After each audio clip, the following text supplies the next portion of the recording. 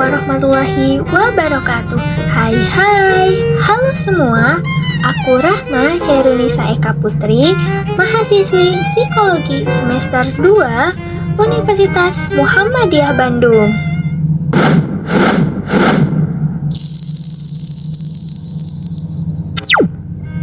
Kali ini aku mau mengajak teman-teman semua untuk mengenal lebih dekat mengenai kehidupan kita sehari-hari dalam kacamata psikologi di Psitalk.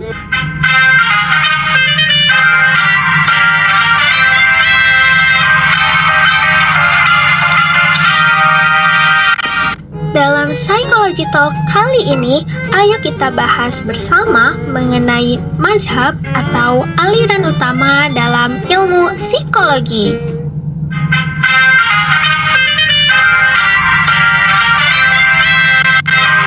Ada yang bisa tebak gak nih? Ada berapa mazhab yang akan kita bahas di Psychology Talk kali ini? Ada apa aja ya?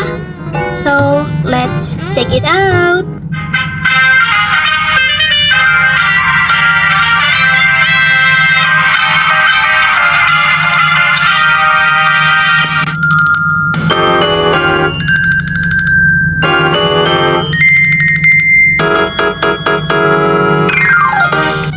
Duh, bosen banget nih.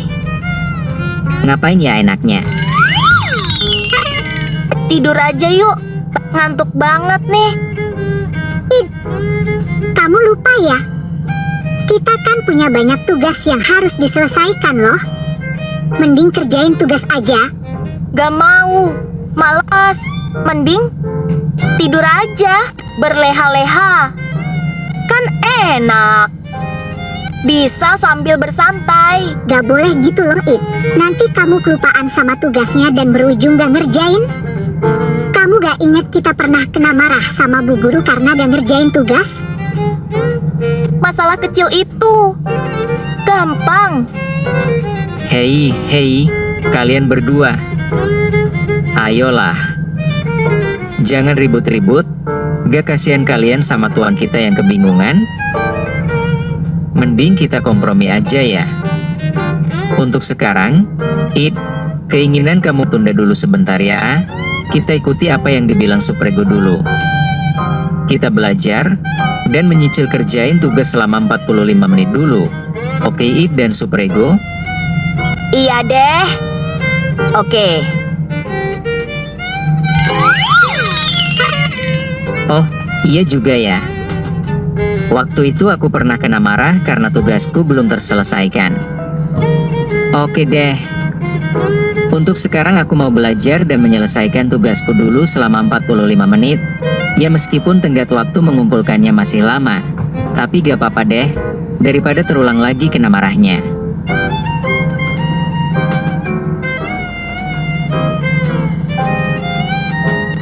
Gimana nih teman-teman semua? Apakah pernah atau bahkan sering mengalami hal tersebut dalam menjalani kehidupan sehari-hari? Sering merasa bingung, ingin melakukan suatu kegiatan atau kegiatan yang lainnya? Nah, ternyata contoh tersebut dan contoh serupa lainnya merupakan contoh dari mazhab psikodinamik. Yuk, kita bahas lebih lanjut. Mazhab psikodinamik berkembang dari teori psikoanalisis yang dipelopori oleh Sigmund Freud, di mana prinsip utama dari mazhab ini adalah perilaku manusia digerakkan oleh motivasi yang tidak disadari. Motivasi yang tidak disadari ini berkaitan dengan kesadaran seseorang dan sering dinyatakan dengan analogi gunung es yang dikemukakan oleh Freud sendiri, di mana di dalam gunung es ini terdapat bagian dari kesadaran manusia yang terdiri oleh conscious atau kesadaran, preconscious atau prakesadaran, dan unconscious atau ketidaksadaran atau biasa disebut dengan alam bawah sadar. Motivasi yang tidak disadari ini meliputi 3 komponen. Komponen yang pertama adalah id, di mana id ini berperan sebagai dorongan instinktif yang menuntut pemenuhan kebutuhan secara instan dan sesegera mungkin. Dorongan instinktif ini merupakan dorongan yang muncul secara alami karena kebutuhan fisik. Contohnya, seperti rasa lapar, rasa haus, rasa kantuk, dan lain-lainnya. Komponen yang kedua adalah superego, di mana superego ini memiliki peran sebagai pengatur perilaku yang berkembang dari aspek moral dan internalisasi norma dari orang tua atau masyarakat atau lingkungan sekitar dengan menanamkan konsep benar dan salah. Dan komponen yang terakhir adalah ego, di mana ego ini memiliki peran untuk menengahi antara keinginan dari id dan tuntutan dari superego serta realitas dari luar atau lingkungan. Individu sehat menurut mazhab psikodinamik dan berdasarkan teori psikoanalisis dari Sigmund Freud ialah ketika suatu individu memiliki ego yang kuat, sehingga individu tersebut dapat menyeimbangkan tuntutan dari id dan superego, sehingga ketidakseimbangan yang dipicu dari id yang dominan sehingga menghasilkan suatu tindakan impulsif, dan superego yang dominan sehingga menghasilkan perilaku yang perfeksionis, serta ego yang lemah sehingga dapat memicu gangguan kecemasan dapat terhindarkan.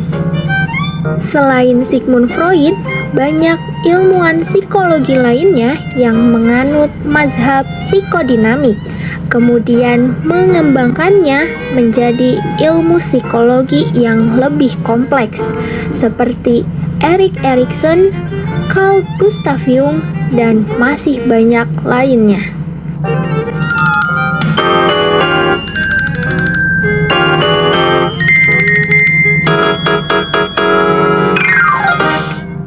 Nak, kamu kan sudah besar. Mulai besok mulai belajar puasa yuk. Gak mau Bu, lelah. Kan belum dicoba dan dibiasakan. Mana tahu rasanya puasa. Gini deh, besok kamu coba untuk puasa ya nak. Nanti kalau kamu berhasil puasa 1 hari penuh dari waktu subuh sampai waktu maghrib, ibu kasih kamu sesuatu. Mau gak? Wah, bener ya Bu.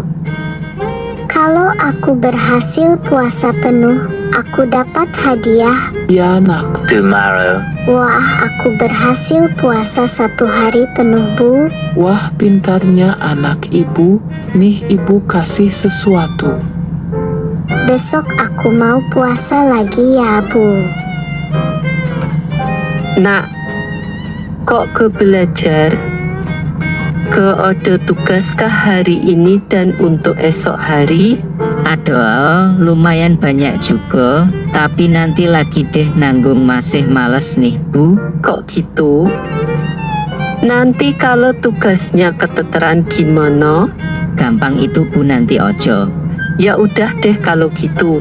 Ibu juga kasih uang jajan kamunya nanti ojo atau dikurangi yo. Ya, kok begitu Bu? Kamunya ojo itu males belajar gitu.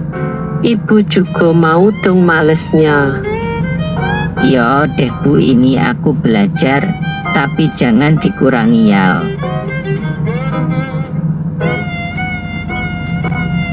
Mazhab behavioristik berkembang dari teori behaviorisme yang memiliki banyak tokoh pelopor seperti Ivan Pavlov, B.F. Skinner, dan John B. Watson, di mana prinsip utama dari mazhab ini adalah perilaku manusia merupakan suatu hasil dari interaksi antara individu dengan lingkungannya. Interaksi tersebut berkaitan dengan konsep stimulus dan respon. Meskipun mazhab ini dipelopori oleh banyak tokoh, namun ketiganya memiliki kesamaan yang menjadi ciri khas dalam mazhab ini, yaitu adanya stimulus dan respon. Kemudian, apa yang dimaksud dengan stimulus atau rangsangan? Stimulus atau rangsangan merupakan segala sesuatu dari lingkungan yang dapat memengaruhi dan memicu adanya suatu respon tertentu dari individu.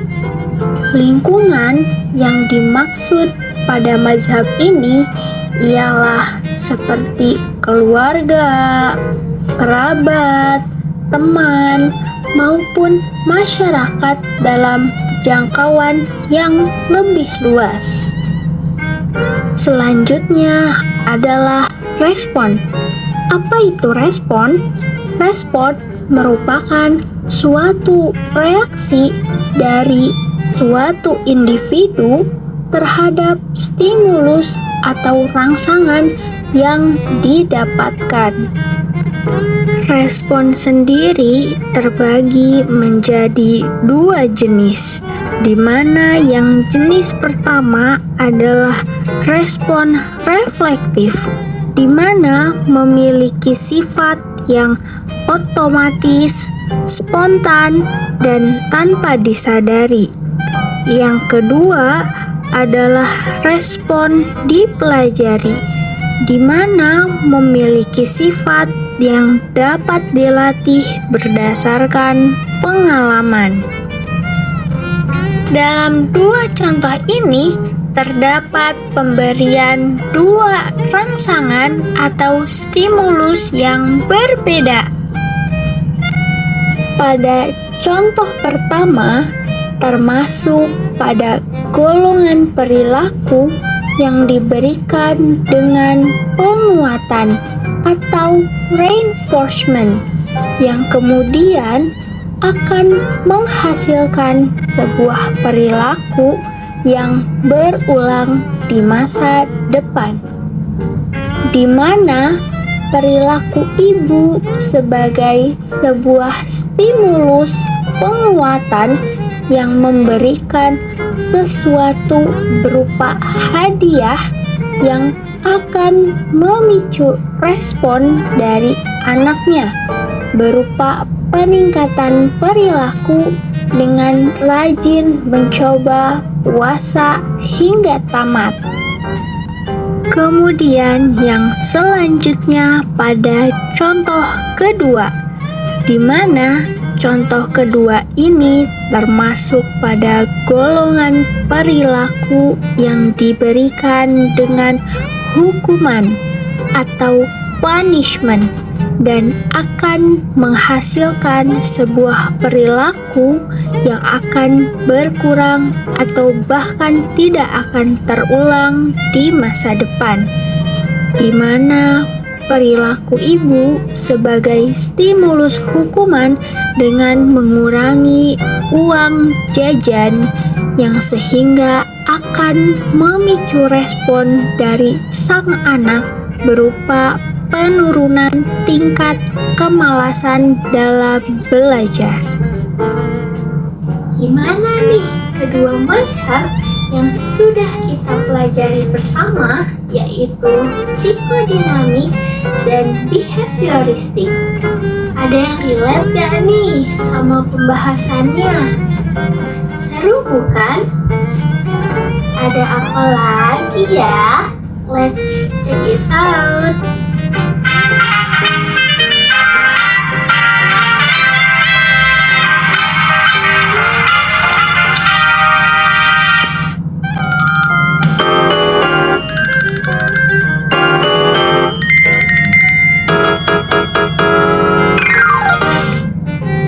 Tara, sebentar lagi kita lulus SMA nih. Kamu mau lanjut berfokus pada jurusan apa nanti saat di perguruan tinggi? Aku belum tahu pasti nih Anin, kalau kamu mau lanjut kemana? Aku mau berfokus menjadi pelukis, Tara, mengingat aku senang melukis. Wah, keren kamu Anin. Aku bahkan sama sekali belum kepikiran mau berfokus kemana. Loh, kenapa bingung, Tara? Kenapa kamu gak jadi dokter? Aku melihat kamu punya potensi dan bakat dalam bidang kesehatan loh. Ah, yang bener Anin? Beneran loh, Tara. Tapi aku merasa gak percaya diri. Coba deh kamu renungi saranku ini. Kata Anin, aku punya potensi untuk berfokus dalam bidang kesehatan dengan menjadi dokter. Emang iya ya? Tapi ayah sama bunda lebih mendukungku untuk berfokus pada bidang pendidikan aja. Aduh, gimana ya? Tapi di sisi lain, memang betul, aku tertarik dengan hal-hal yang berhubungan dengan kesehatan. Bahkan dari kecil pun aku sudah suka main dokter-dokteran. Kenapa sekarang mumpung ada kesempatan, enggak diseriusin aja ya? Oke. Baiklah. Mulai saat ini aku putuskan, aku ingin menjadi seorang dokter dan berfokus dengan rajin belajar dalam mempersiapkan tes masuk jurusan kedokteran. Mazhab humanistik eksistensial merupakan gabungan dari dua teori besar, yaitu teori humanistik yang dipelopori oleh Abraham Maslow dan teori eksistensial yang dipelopori oleh Viktor Frankl, di mana prinsip utama dalam mazhab ini adalah perilaku dipandang sebagai hasil dari kesadaran diri, kebebasan untuk memilih, tanggung jawab pribadi, dan dorongan untuk mencapai aktualisasi diri. Agak lumayan kompleks ya. Tapi tenang, kita pelajari bersama dengan perlahan. Jadi, mazhab humanistik eksistensial merupakan gabungan dari dua teori, yaitu mazhab humanistik eksistensial merupakan gabungan dari dua teori besar, yaitu teori humanistik yang dipelopori oleh Abraham Maslow dan teori eksistensial yang dipelopori oleh Viktor Frankl, di mana prinsip utama dalam mazhab ini adalah perilaku dipandang sebagai hasil dari kesadaran diri, kebebasan untuk memilih, tanggung jawab pribadi, dan dorongan untuk mencapai aktualisasi diri. Agak lumayan kompleks ya. Tapi tenang, kita pelajari bersama dengan perlahan.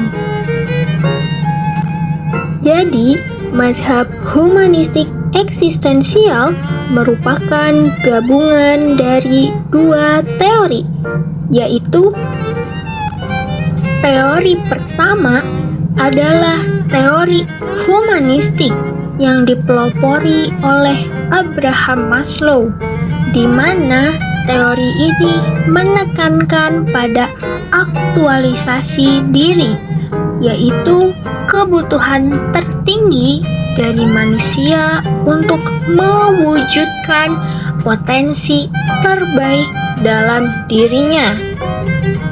Kemudian teori yang kedua, yaitu teori eksistensial, dipelopori oleh Viktor Frankl, di mana teori ini menekankan pada kesadaran akan keberadaan diri, kebebasan dalam menjalani hidup, dan tanggung jawab terhadap pilihan yang diambil, serta pencapaian dalam makna hidup. Dari contoh sebelumnya pada mazhab humanistik eksistensial mengenai pergolakan dalam mencari jati diri dengan berfokus pada potensi. Hal ini terlihat dari diri Anin yang sudah memiliki tujuan yang jelas, di mana Anin menginginkan untuk berfokus dan menjadi seorang pelukis. Anin mengenali potensi dalam dirinya akan ketertarikan dalam bidang seni, serta percaya diri dalam memilih jalan hidup yang sesuai dengan potensi dan keinginannya.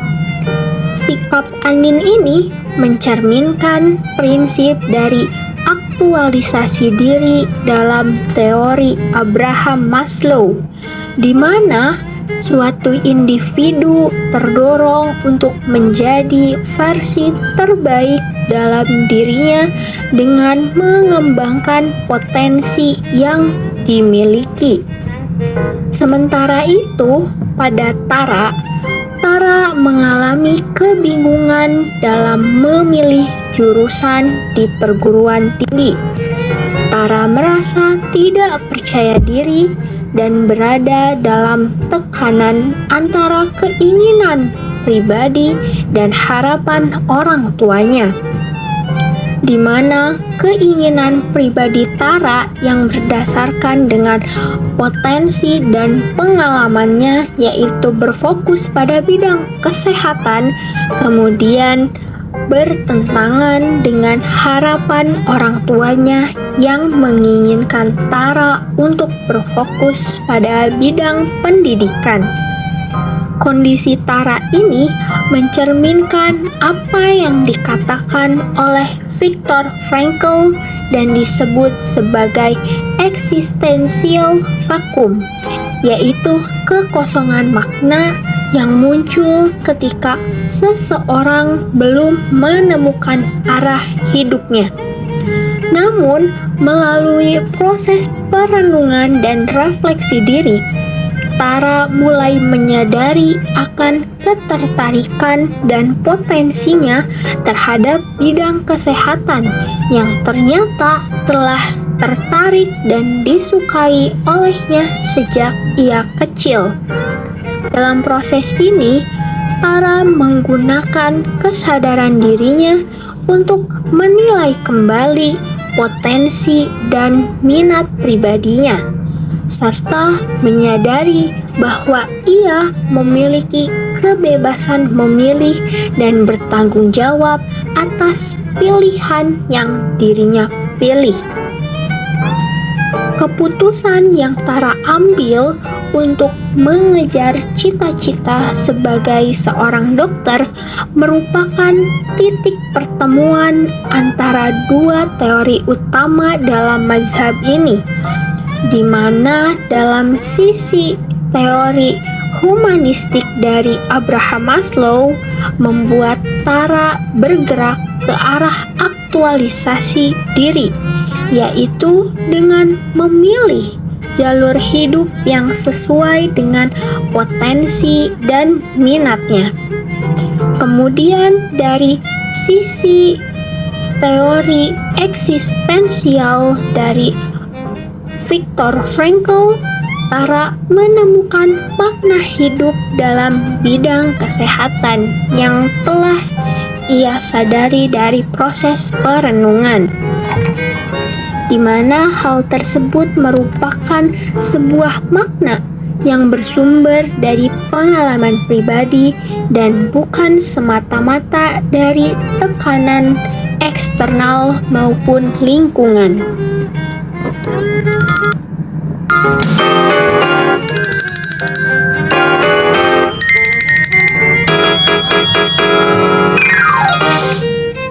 Proses perkembangan anak berdasarkan tahapannya. Tahap sensori motor pada 0 sampai 2 tahun. Seorang bayi usia 9 bulan sedang bermain dengan mainannya, yaitu bola kecil. Ketika memainkannya, bola itu menggelinding dan masuk pada bawah sebuah sofa. Bayi itu tampak kebingungan karena mainannya tampak hilang dari pandangannya.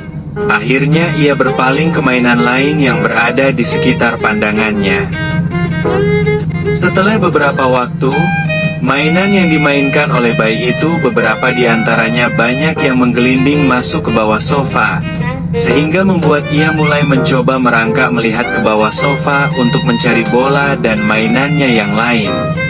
Tahap praoperasional pada 2-7 tahun.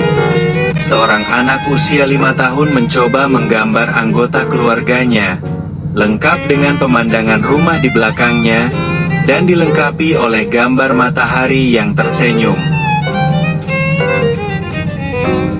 Ketika anak tersebut ditanya, ia menjawab, "Matahari ikut tersenyum karena melihat aku, ayah, dan bunda tersenyum." Tahap operasi konkret pada 7-11 tahun. Seorang anak berusia 9 tahun diminta ibunya untuk membantu menyortir cucian kotor. Ia dengan teliti memisahkan pakaian ke dalam 3 tumpukan. Pakaian putih, pakaian berwarna gelap seperti hitam dan biru, serta pakaian berwarna cerah seperti merah dan kuning. Ia juga mulai memahami bahwa pakaian berbahan lembut seperti kaos harus dicuci terpisah dari jeans agar tidak rusak. Tahap operasi formal pada 11 tahun ke atas. Seorang siswa SMP berusia 13 tahun sedang mengerjakan soal logika matematika di kelas. Guru memberikan pernyataan, jika angka A lebih besar dari B, dan B lebih besar dari C, maka bagaimana hubungan A dan C? Siswa tersebut menjawab dengan yakin, A lebih besar dari C. Dan ia menjelaskan bahwa meskipun nilai C tidak disebutkan secara langsung, ia bisa menyimpulkan hubungan itu berdasarkan 2 pernyataan yang saling berkaitan. Mazhab kognitif sama halnya dengan mazhab behavioristik. Mazhab kognitif juga memiliki banyak tokoh penting. Salah satu yang paling berpengaruh adalah Jean Piaget, seorang psikolog asal Swiss yang dikenal karena teorinya tentang perkembangan kognitif anak. Berbeda dengan pendekatan behavioristik yang berfokus pada respon terhadap rangsangan, mazhab kognitif menitik beratkan pada proses berpikir yang logis, yaitu bagaimana suatu individu dapat memahami, mengevaluasi, dan membentuk pengetahuan melalui pengalaman mereka sendiri. Mazhab kognitif ini memiliki prinsip utama bahwa belajar adalah sebuah proses aktif, bukan sekedar melihat hasil akhir, yang dimana fokusnya ini membahas mengenai bagaimana suatu individu dapat mengolah informasi, membangun skema pengetahuan, dan menyesuaikan pemahamannya terhadap lingkungan baru, di mana hal ini berkaitan dengan konsep sensasi, persepsi, dan atensi. Jean Piaget menjelaskan bahwa perkembangan kognitif anak berlangsung melalui 4 tahap utama, di mana setiap tahap mencerminkan cara berpikir yang berbeda dan berkembang seiring bertambahnya usia. Tahap pertama adalah sensori motor yang berlangsung pada usia 0 sampai 2 tahun. Pada tahap ini, bayi belajar melalui pengalaman langsung menggunakan panca indera dan gerakan tubuh, di mana pada contoh terlihat bahwa seorang bayi bermain dengan bola kecil, kemudian ketika bola itu menggelinding dan masuk ke bawah sofa, bayi itu mengalihkan perhatiannya ke benda lain yang berada dalam jangkauan pandangannya. Namun, setelah beberapa kali kejadian serupa, bayi tersebut mulai mencoba merangkak, mendekati sofa, dan melihat ke bawah untuk menemukan bola dan mainannya yang lain. Hal ini menunjukkan bahwa bayi mulai memahami bahwa benda yang tidak terlihat belum tentu hilang, melainkan masih ada dan tidak nampak dalam pandangannya. Tahap kedua, tahap praoperasional yang terjadi pada usia 2-7 tahun. Anak mulai menggunakan simbol dan bahasa dalam berpikir. Namun, cara berpikir pada anak dalam usia ini masih egosentris atau sulit memahami sudut pandang orang lain dan cenderung animistik atau memberi sifat hidup pada benda mati. Seperti pada contoh, terlihat bahwa seorang anak menggambar dirinya dan keluarganya yang berada di depan rumah, kemudian dengan matahari di atasnya.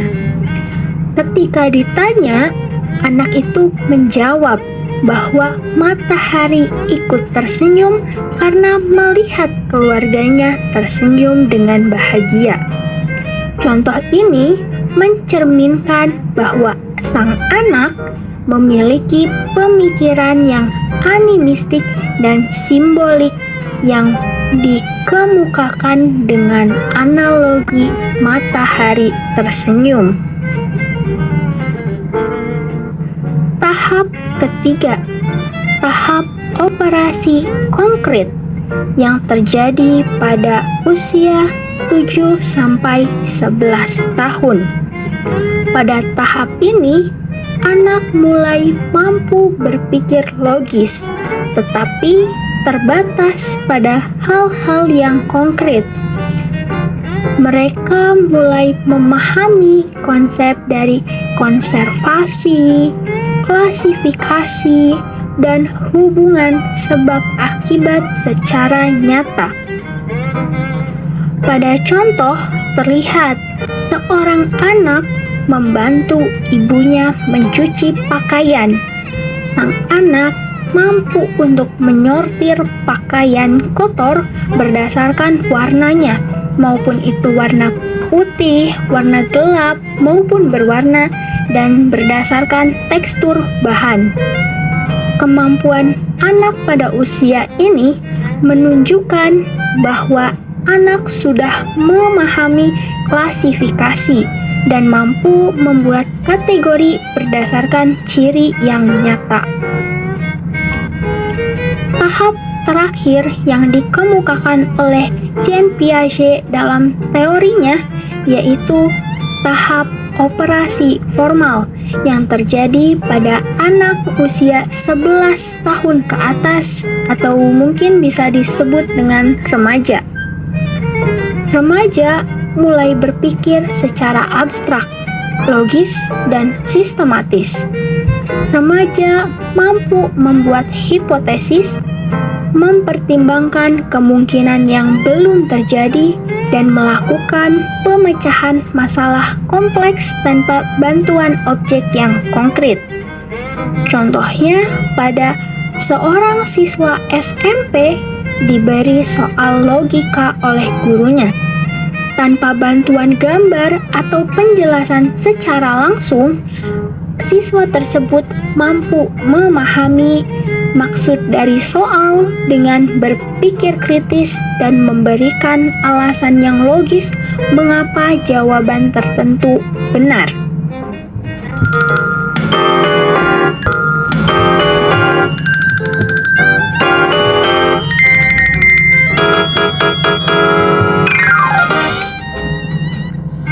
Seorang anak perempuan yang berusia 10 tahun sedang membereskan lemari buku di rumahnya.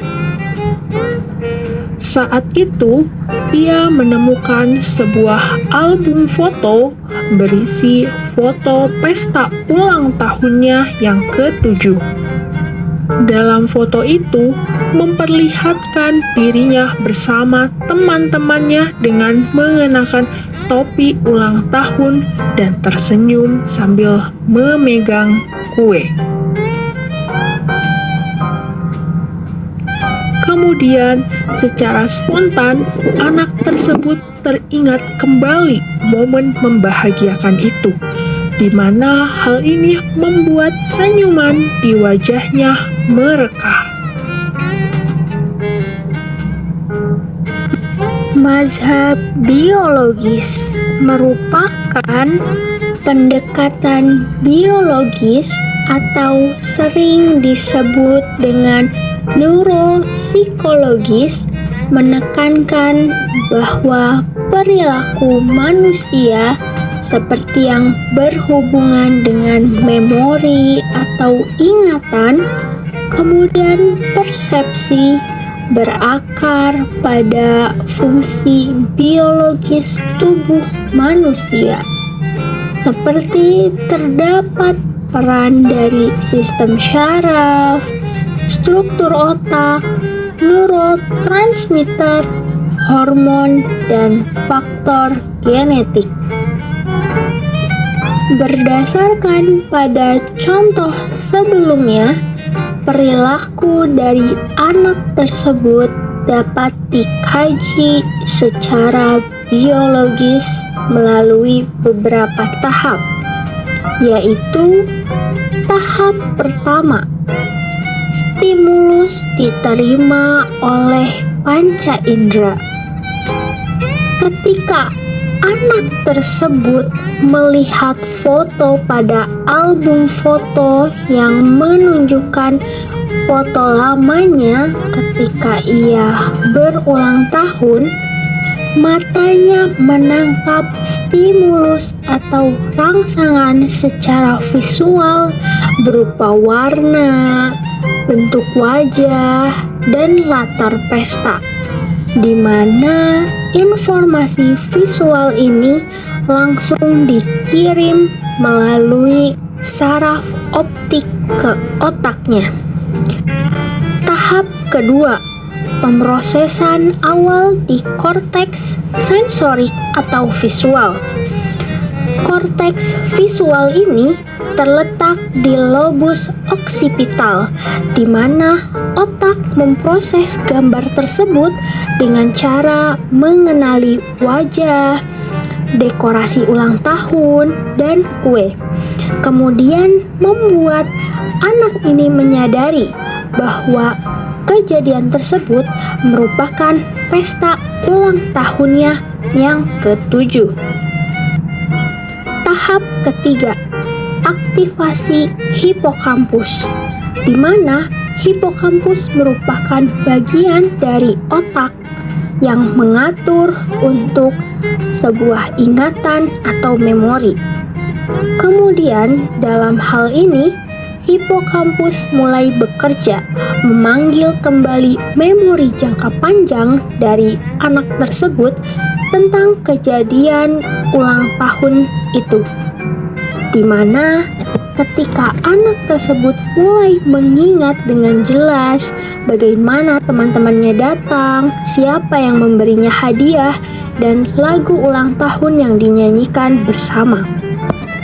Kemudian masuk ke dalam tahap yang keempat, pelibatan sistem limbik terutama amigdala.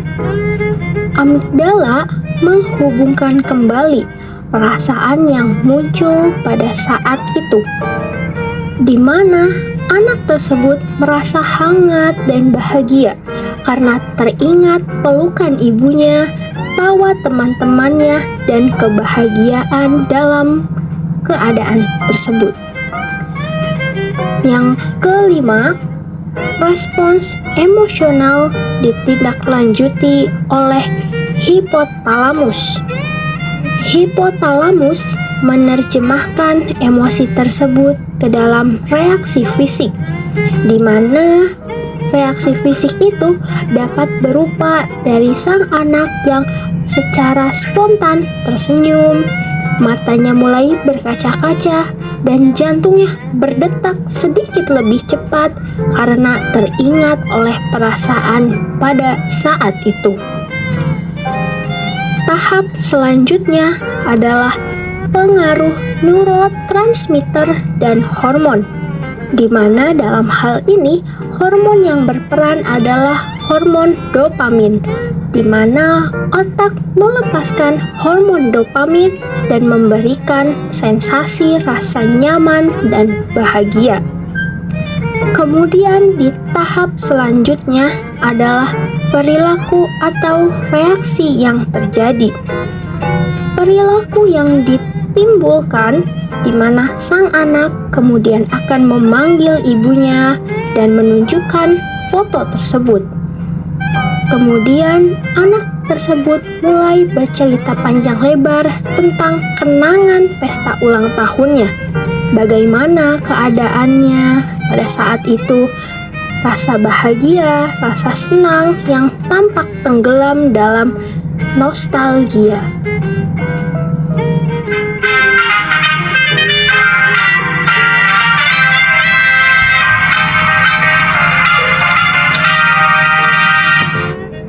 Nah, itu dia teman-teman, kelima mazhab atau aliran utama dalam ilmu psikologi yang paling sering digunakan dan menjadi dasar bagi para ilmuwan untuk memahami jiwa dan perilaku manusia.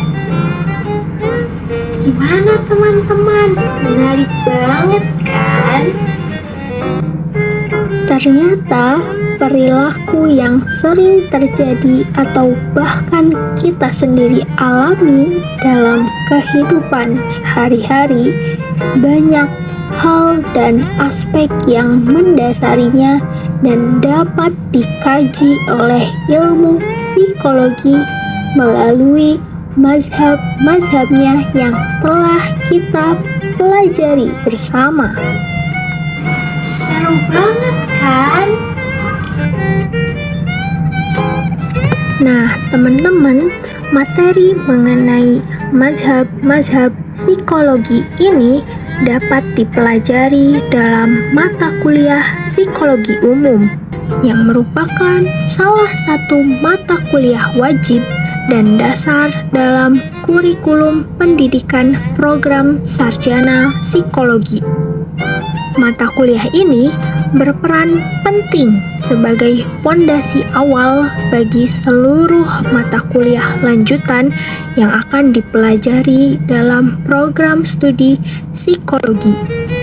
Melalui psikologi umum, mahasiswa diperkenalkan pada konsep-konsep dasar yang menjadi kerangka berpikir ilmiah untuk memahami perilaku serta proses mental manusia.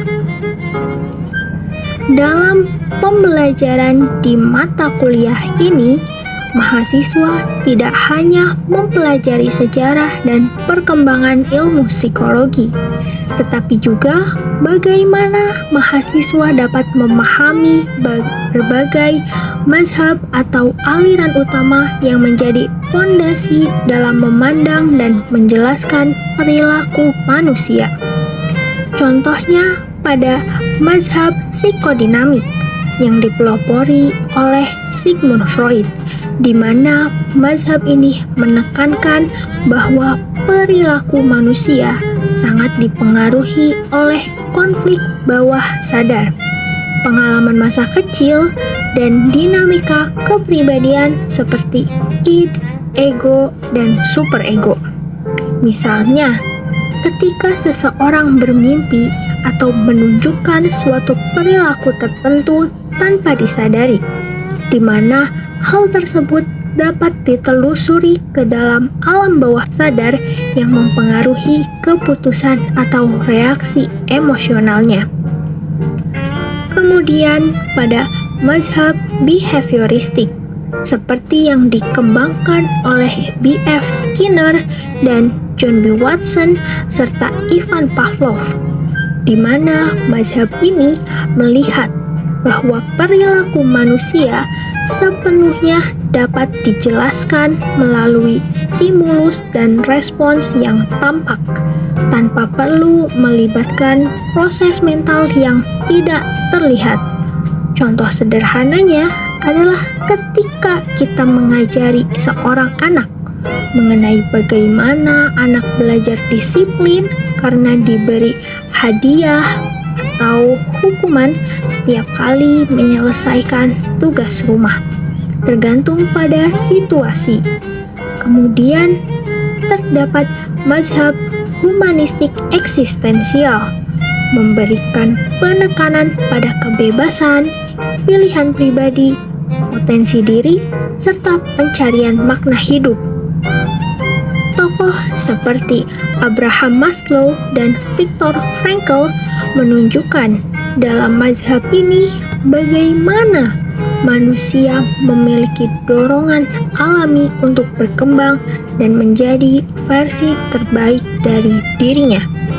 Misalnya, saat seseorang menghadapi tantangan hidup dan memilih untuk bangkit dengan melihat makna dari penderitaannya, yang dimana hal ini merupakan bentuk dari aktualisasi dalam mazhab humanistik eksistensial.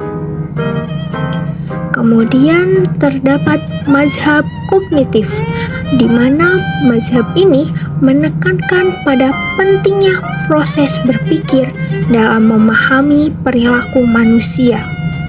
Tokoh dalam mazhab ini adalah Jean Piaget, menyatakan bahwa perkembangan kognitif terjadi dalam 4 tahap, yaitu sensori motor, pra-operasional, operasi konkret, dan operasi formal, di mana contohnya adalah ketika seseorang memiliki kemampuan dalam mengklasifikasikan sesuatu atau menyelesaikan soal logika, yang dimana hal ini merupakan bentuk nyata dari perkembangan berpikir yang logis dan sistematis.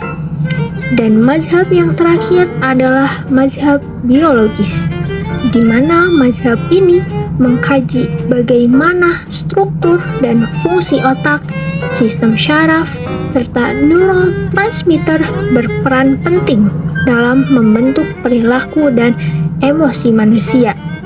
tidak lupa adanya dari faktor genetik yang juga dapat diwariskan sehingga dapat berpengaruh terhadap perilaku.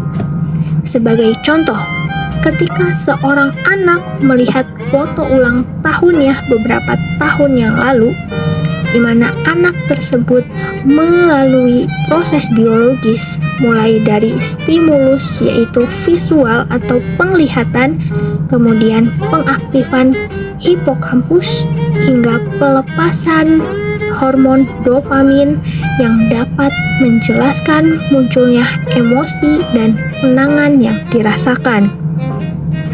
Jadi, teman-teman, melalui pemahaman mazhab-mazhab ini, mahasiswa psikologi dibekali berbagai sudut pandang untuk dapat memahami manusia sebagai seorang individu maupun makhluk yang lebih utuh dan ilmiah, baik dari sisi biologis, perilaku, kognisi, maupun aspek pengalaman subjektif dan eksistensialnya.